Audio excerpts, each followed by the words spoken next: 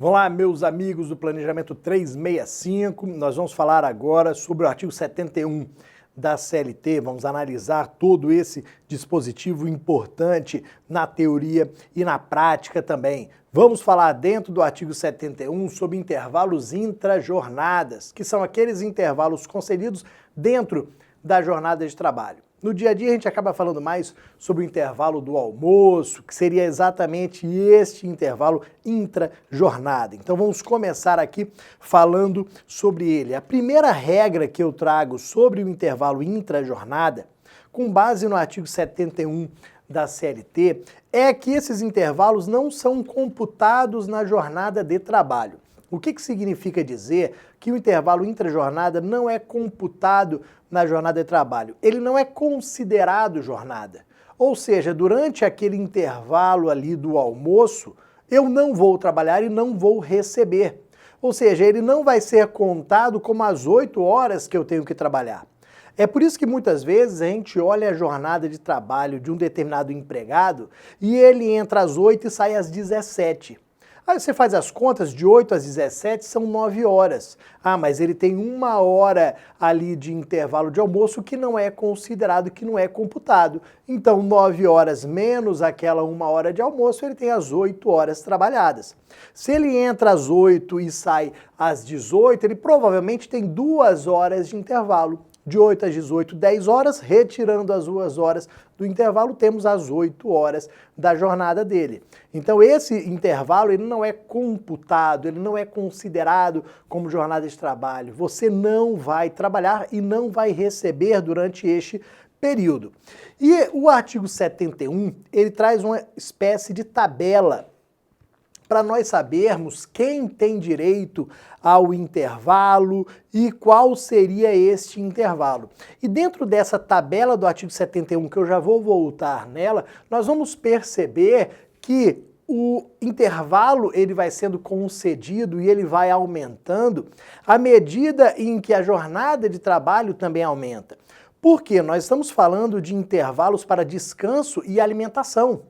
Então, quanto menor a jornada, menor a necessidade de descanso e alimentação. Quanto maior a jornada, maior essa necessidade. Então, a gente tem uma proporção aqui. Nós vamos voltar e nós vamos perceber que existe uma jornada de trabalho pequena que ela não gera necessidade de intervalo. O empregado que está numa jornada reduzida, ele não tem direito a intervalo, porque o legislador percebeu que não haveria nem necessidade de descanso e nem necessidade de alimentação. Nós estamos falando aqui da jornada de até 4 horas. Então, se você trabalha até 4 horas, você não tem intervalo. Não há aqui intervalo para descanso e alimentação. Numa jornada pequena assim, você nem precisa descansar e nem precisa aqui se alimentar. Agora, se você está numa jornada de 4 a 6 horas, você já tem um intervalo mínimo de 15 minutos. Pode incluir aqui, por exemplo, o bancário. O bancário, ele trabalha 6 horas, a jornada do bancário é de 6 horas. Vejo que não ultrapassa 6 horas. Então, se ele trabalha até 6 horas, ele tem um intervalo de 15 minutos. Claro que esse tipo de intervalo pode ser aumentado por negociação coletiva? Pode. A gente está falando no mínimo aqui. Então, no mínimo, ele vai ter 15 minutos de intervalo. Infelizmente, nos 15 minutos ele vai ter que almoçar? Vai. É muito pouco? Claro. É por isso que tem negociação coletiva que aumenta isso daqui para meia hora, para pelo menos o bancário conseguir trabalhar, se alimentar de forma adequada, almoçar mais tranquilo, mais devagar, ok? Vamos aumentando a nossa jornada. Chegamos à jornada superior a 6 horas. Aqui nós vamos colocar a nossa jornada padrão. Jornada padrão que é 8 horas diárias. Mas vocês estão vendo que é mais de 6 horas. Então, teoricamente, se eu trabalho 6 horas e 1 minuto, eu já me enquadro nessa situação. Então, eu trabalho 6 horas e 30 minutos por dia, já é essa hipótese. Eu trabalho 7 horas, se eu trabalho 8 horas, se eu trabalho 9 horas, se eu trabalho 12 horas, a jornada 12 por 36, eu vou me enquadrar nesta regra geral. A regra geral para mais de 6 horas diárias é o intervalo de pelo menos 1 hora até 2 horas. Aqui, como eu falei, a gente tem a nossa regra geral do intervalo intra-jornada de 1 hora. O intervalo mínimo aqui, ele é de 1 hora. E o máximo, ele é de 2 horas. Dentro desses parâmetros aqui, Bruno, quem vai definir se vai ser 1 hora, se vai ser 1 hora e meia, se vai ser 2 horas? Quem é que define isso daqui? É o empregador. O empregador que vai realizar essa definição dentro do seu poder de organização.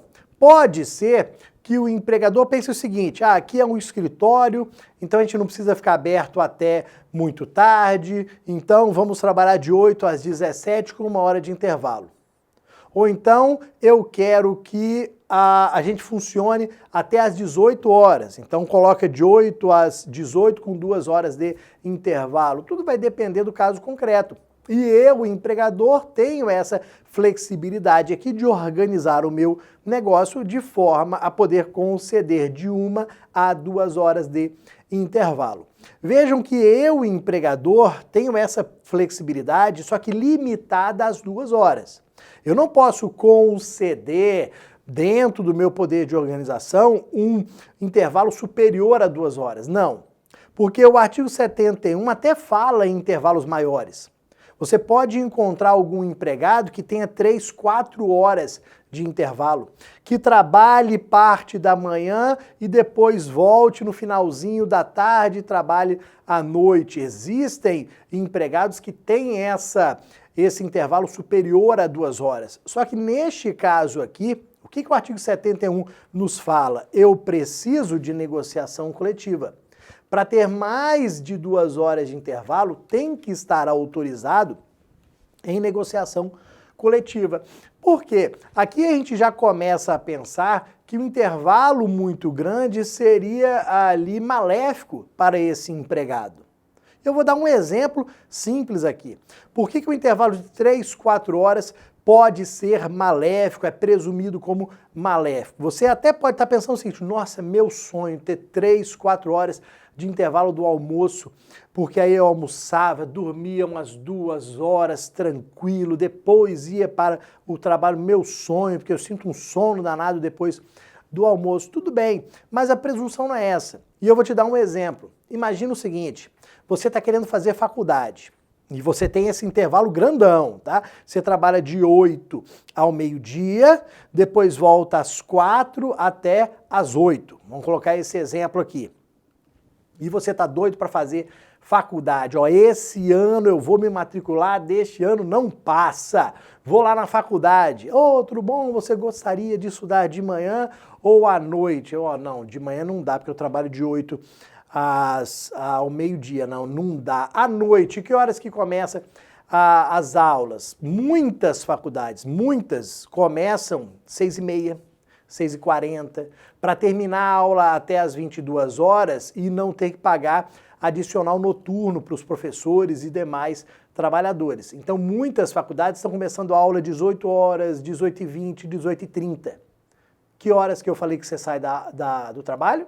8 da noite. Ih, rapaz, não, à noite também não dá. De manhã não dá, à noite não dá, então deixa, ano que vem eu vejo como é que eu faço isso daqui. Então vejo que um intervalo muito grande assim pode limitar aqui os seus afazeres, pode trazer consequências negativas para você. Por isso que a gente precisa de negociação coletiva. E menos de 1 hora, Bruno, menos de 1 hora, nós temos algumas possibilidades. A primeira delas, inserida pela reforma trabalhista. Então, a reforma trabalhista trouxe a possibilidade de redução por negociação coletiva, mudando absolutamente da água para o vinho o entendimento que o TST tinha. O TST, lá em 2012, editou a súmula 437. Nessa súmula 437, o TST era enfático falando, ó, negociação coletiva não pode reduzir intervalo, ponto. Só que aí, em 2017, veio a reforma trabalhista para falar o seguinte, ó, pode sim, negociação coletiva pode reduzir o intervalo, mas tem que manter um mínimo. Qual é o mínimo que nós temos lá no artigo 611-A, inciso 3º da CLT? Nós temos um mínimo de 30 minutos. Então, pode ser que algum colega seu tenha direito a intervalo de 30 minutos dentro da legalidade. Porque tem negociação coletiva com o sindicato dele que autorizou essa redução. Não pode ser menos do que 30 minutos, ok? O único que pode ter intervalo menor aqui seria o quê? Aquele que trabalha até 6 horas, porque aí, como eu disse para vocês, a legislação traz 15 minutos, beleza? Tem alguma outra forma de nós reduzirmos esse intervalo intra-jornada mínimo de 1 hora? Tem outra forma? Tem. Trouxe aqui para vocês o parágrafo 3º do artigo 71, que vai falar de autorização da fiscalização do trabalho. Ele fala em Ministério do Trabalho e Emprego. Vamos colocar aqui fiscalização do trabalho. A fiscalização do trabalho pode aqui, através de uma portaria específica, depois de analisar alguns requisitos que eu já vou falar para vocês, autorizar essa redução aqui do intervalo. O que o Ministério do Trabalho, o que a fiscalização do trabalho vai analisar para concluir se reduz ou não? Primeiro, se os empregados estão prestando horas extras. Se o empregado está prestando horas extras, ele precisa descansar. Então, eu não posso reduzir um intervalo que é para descanso e alimentação. Concordam comigo? Então, o primeiro ponto que a fiscalização do trabalho vai analisar é se existe trabalho extraordinário. Depois, vai analisar se existe refeitório na empresa. Porque se existe refeitório, você não vai perder tempo para almoçar. Você vai dar alguns passos dentro da empresa, vai chegar no refeitório, comida pronta, vai colocar no prato e problema resolvido. Então, se você não está prestando horas extras, se tem refeitório, a gente pode reduzir o intervalo que ele não vai trazer aqui malefício para você. Essa redução não vai te prejudicar. Você não está tão cansado assim e você já tem a comida pronta ali no refeitório. Perfeito? Então esses são os requisitos que a fiscalização do trabalho vai analisar e para autorizar ou não. Tem que ser uma portaria específica aqui para aquela empresa, autorizando a redução para aquela empresa. E vejam, depois que autorizou, não pode começar a prestar horas extras, não. Se começar a prestar horas extras, a gente tem a invalidade daquela redução. Perfeito? Depois, meus amigos, vamos ainda falar aqui, empregado doméstico. Continuando, aqui já falamos desses dois, vamos colocar aqui, empregado doméstico. Empregado doméstico pode reduzir o intervalo? Pode.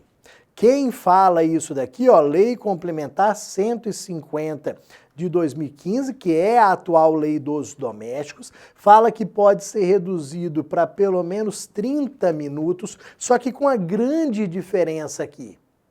O meu intervalo só pode ser reduzido se tiver negociação coletiva ou essa autorização do Ministério do Trabalho. Para o empregado doméstico, pode ser acordo individual, empregado e empregador. Ele é o único que pode ser por meio de acordo individual. É o único que pode, assim, aqui ser realizado por meio de acordo individual empregado doméstico, porque ele não é regido pela CLT, ele é regido pela Lei Complementar 150 de 2015. Depois, para nós fecharmos, dentro ainda do artigo 71, a gente tem o parágrafo 5º que vai falar do fracionamento do intervalo. Então vejam, uma outra situação, eu vou fracionar o intervalo. É possível? Excepcionalmente sim. Porque vejam, regra geral, o intervalo para descanso e alimentação tem que ser único. Tem que ser direto, sem fracionamentos, 1 hora direto, 30 minutos direto. Só que o parágrafo 5º, ele prevê a possibilidade de nós fracionarmos este intervalo, mas aí é especificamente para uma categoria.